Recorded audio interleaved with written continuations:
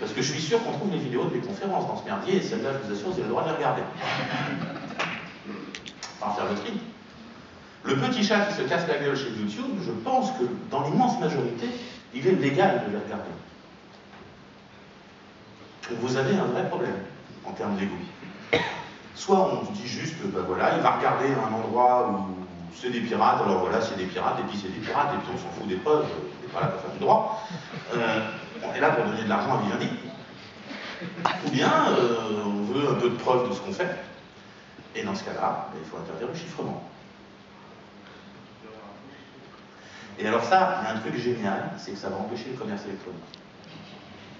Ou alors, ce serait au milieu aussi. Parce que si vous empêchez le chiffrement, ce qui revient à se mettre au milieu, c'est la même chose. Ça veut dire qu'on ne peut plus avoir confiance dans une communication chiffrée, quelle qu'elle soit. Donc, qu'on va écrire dans tous les modes d'emploi de tout le monde qu'il ne faut jamais rentrer son numéro de carte bancaire sur Internet, y compris sur une connexion chiffrée, puisqu'elle est déchiffrée au milieu par quelqu'un qui regarde. Et je vous assure que si on ne fait plus de paiement carte bleue sur Internet, ça va emmerder beaucoup plus de monde que les petits malheurs de Monsieur Universal. Donc moi j'y crois moyen, ouais, depuis 3 ans. En tout cas pas comme ça. L'autre solution c'est de faire à l'emporte-pièce, c'est de dire méga upload, c'est des pirates, Wikileaks c'est des pédonazis, Pirate Bay, on trouvera bien, et donc tout ça on interdit en France et personne ne peut y accéder sauf les gens qui savent monter un DNS tout seul. En ce moment la méthode est plutôt à filtrer par DNS. Donc ça se retournera en... Je sais pas, tous ceux qui savent installer Bind y arriveront. C'est livré en standard sur toutes les bonnes distributions Linux. Enfin, faire de la promotion utile du logiciel libre. Bref, voilà. À chaque fois qu'on touche à ça, toujours, systématiquement, on retombe sur un problème fondamental de liberté. Quand Sarkozy déclare au Forum d'Avignon, hier ou avant-hier? Hier, avant-hier, déclare au Forum d'Avignon qu'on a tort de vouloir voir des problèmes de liberté à chaque fois qu'on touche à Internet, eh bien, il se trompe, on a raison. À chaque fois qu'on touche à ces sujets-là, on se tape de liberté. Pourquoi je vous reparle de l'OPSI alors que la loi est votée et que le filtrage sur décision administrative par liste... L'OPSI, c'est le filtrage des sites pédopornos, pour moi.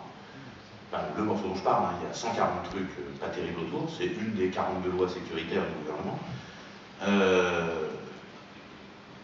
C'est le filtrage des sites pédopornographiques par décision du ministère de l'Intérieur, par mise sur une liste secrète, nécessairement secrète. On ne va pas publier un annuaire du pédoporn le plus crade certifié République française.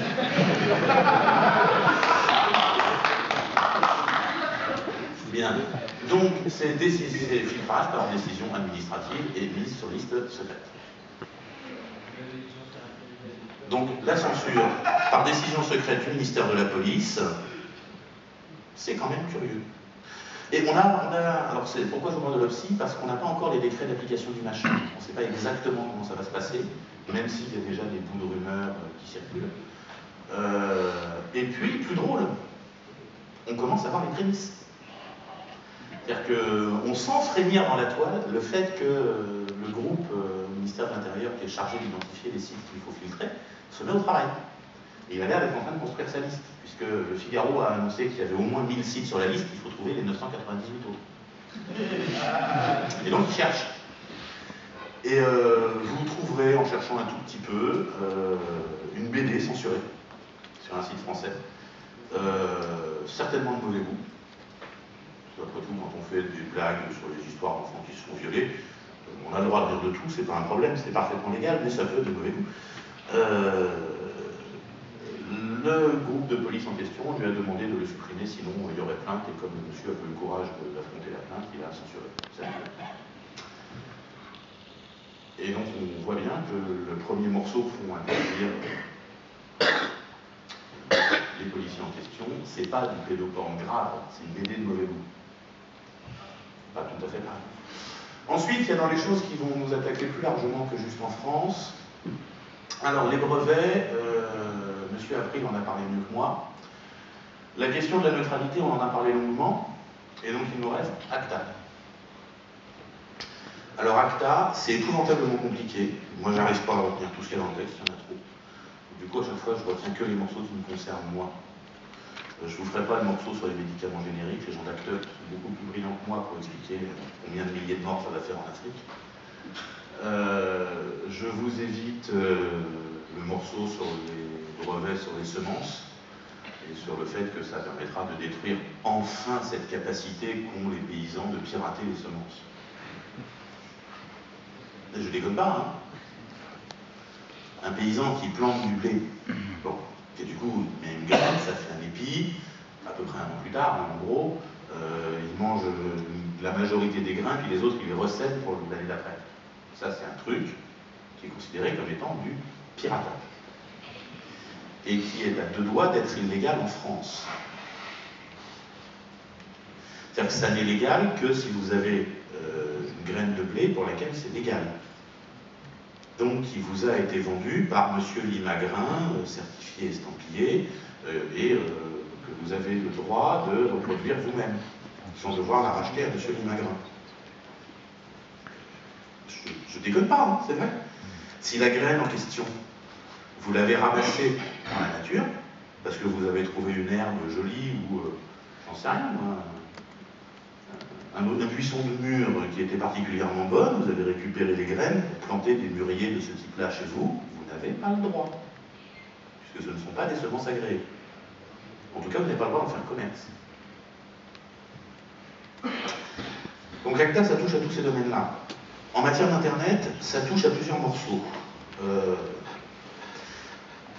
Dans les fondamentaux, ça touche à la responsabilité des intermédiaires techniques.